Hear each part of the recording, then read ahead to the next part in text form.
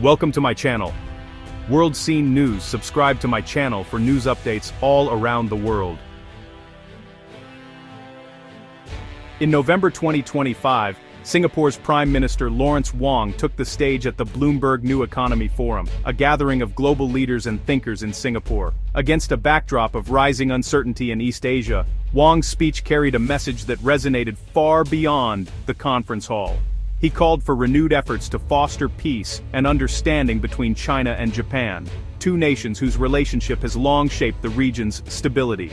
Wong urged both sides to step back from confrontation, stressing the importance of de-escalating tensions and seeking reconciliation.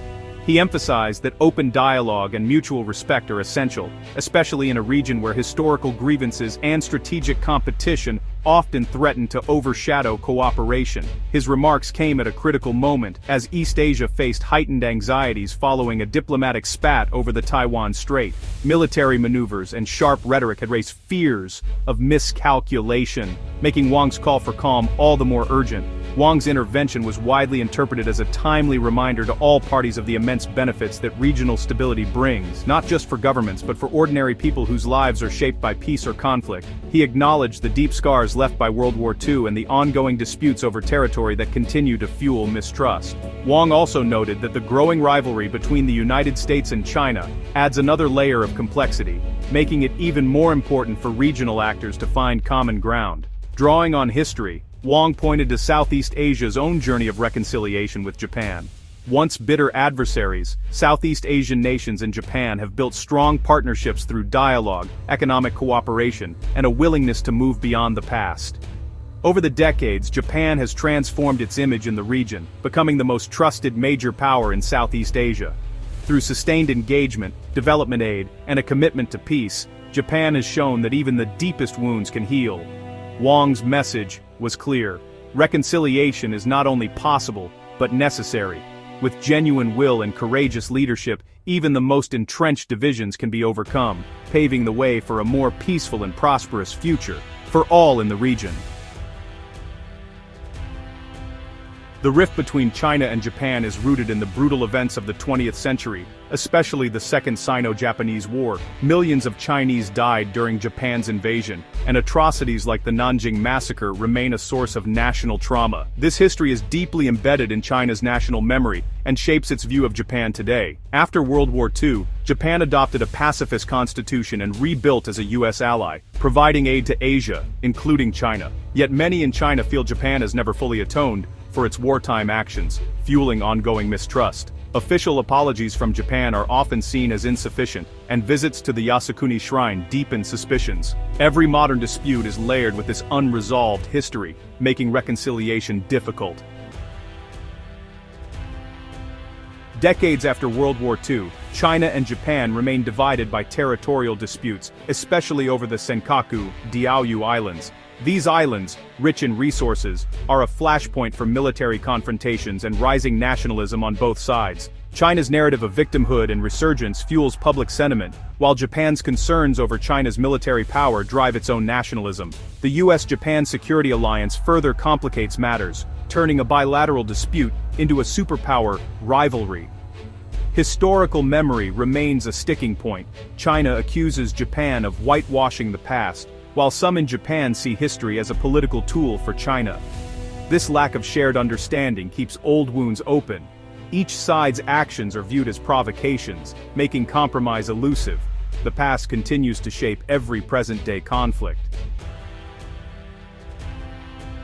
Singapore's survival depends on a stable, rules-based order, especially in Asia. As a small nation surrounded by much larger neighbors, Singapore has always recognized the importance of peace and predictability in the region. Its prosperity and security are closely tied to the ability of countries to resolve disputes peacefully and to respect international law. The city-state pursues neutrality and active diplomacy, positioning itself as a trusted intermediary. Singapore's leaders have consistently worked to build bridges between nations, offering their city as a venue for dialogue and negotiation. This reputation for impartiality has made Singapore a preferred host for high-stakes summits and peace talks. Singapore's interest in regional peace is practical. Conflict between major powers would devastate its economy and security. As a global trading hub, Singapore relies on open sea lanes and stable relations to thrive. Any disruption could have immediate and severe consequences for its people and businesses. Prime Minister Wong's call for reconciliation reflects this policy, offering Singapore as a neutral ground for dialogue. His approach emphasizes the value of open communication and mutual respect, encouraging all parties to seek common ground rather than confrontation. Singapore maintains strong ties with both China and the US, giving it credibility as a pragmatic voice.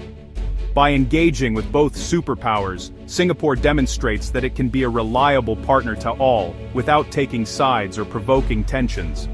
Wong's suggestion that China learn from Southeast Asia's reconciliation with Japan is classic Singaporean diplomacy, non-confrontational and constructive. Rather than assigning blame, Singapore highlights positive examples from the region, showing that even the most difficult histories can be overcome through dialogue and cooperation. He points to real-world success, not to lecture, but to inspire. By referencing Southeast Asia's journey toward peace, Wong encourages others to believe that reconciliation is possible, even between rivals. Singapore's approach is to foster solutions and stability for the collective good. The nation's commitment to multilateralism and inclusivity helps create an environment where all voices are heard and respected. Its unique position allows it to advocate for peace in a region of competing giants. By leveraging its strategic location and diplomatic expertise, Singapore continues to play a vital role in shaping a more peaceful and cooperative Asia.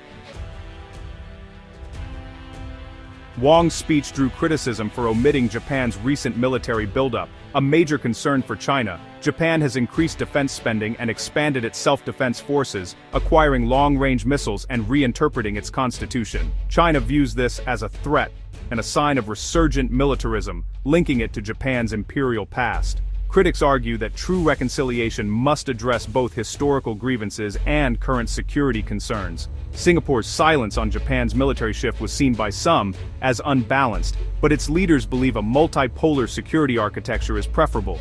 Southeast Asia is comfortable with a stronger Japan if it contributes to stability. This strategic calculation explains Singapore's nuanced stance.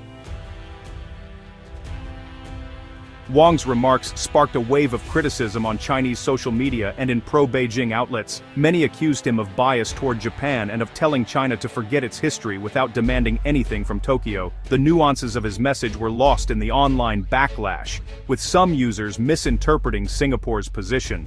This reaction highlights how public opinion and state-guided narratives shape foreign policy in China. For Singapore, the backlash is a diplomatic challenge, as it values good relations with all countries. The incident shows how even well-intentioned calls for peace can be twisted in the echo chambers of social media. Reconciliation must be acceptable to both leaders and the public, whose views are shaped by decades of patriotic education. During his recent address, Singapore's Deputy Prime Minister Lawrence Wong turned his attention to one of Asia's most sensitive and volatile issues, the Taiwan Strait. The Taiwan question remains a persistent source of tension, not just for the region, but for the entire world. Wong acknowledged the gravity of the situation, describing it as one of the most dangerous flashpoints in Asia today. He clarified that while a military conflict over Taiwan is not imminent, the risk cannot be ignored. Wong cautioned that any unilateral move by Taiwan to declare independence would be seen by Beijing as crossing a critical red line, potentially triggering a severe response. The delicate balance in the Taiwan Strait is maintained by a mutual understanding of these boundaries. This perspective is echoed by the broader international community, which largely agrees that preserving the status quo is essential for regional and global peace. Any sudden change could have far-reaching consequences, drawing in major powers and destabilizing the region. Wong also highlighted the crucial role of the United States, urging Washington to remain committed to its One China policy. He warned that any deviation or ambiguity from this stance could escalate tensions and undermine the fragile stability that currently exists in East Asia.